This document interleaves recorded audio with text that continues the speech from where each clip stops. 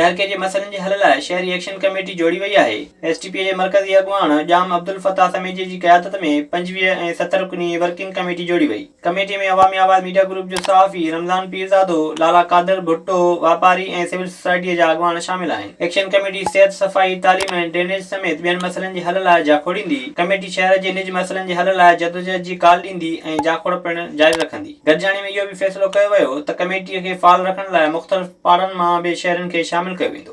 हमें चाहिए कि हम उसके लिए एक जैसे शहरी इत्तेहाद की ज़रूरत महसूस हुई है। मैं जाम साहब को मुबारक खराज तहसीन पेश करता हूँ कि उन्होंने ये इस बात को महसूस किया है कि भाई वो ये अब बननी चाहिए, तो ये हकीकत में इसको फ़ाल किया जाए। उनका अलावा असांजा जेके जीअं मसइलो आहे, पाणी जो मसइलो आहे या सफ़ाई जो मसइलो आहे, के एलिगेशन हणनि था टाउन चेयरमैन ते, के MP ते हणनि था, आहे त असां चओ जेकी एडमिनिस्ट्रेशन आहे उहा बि तव्हांजो लूज़ आहे।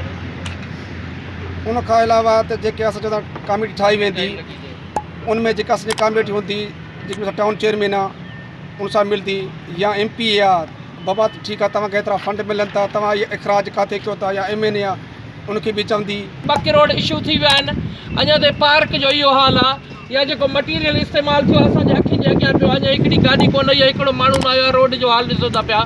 त अहिड़े ई नमूने सां इहे नंढा नंढा मसइला आहिनि ग़ैर सियासी। असां इन जे लाइ चऊं पिया, छा त असां त आहियूं ई सियासी, ग़ैर सियासी इन जे लाइ चऊं था पिया त असांखे हिकिड़ो नफ़रत न हुजणु घुरिजे।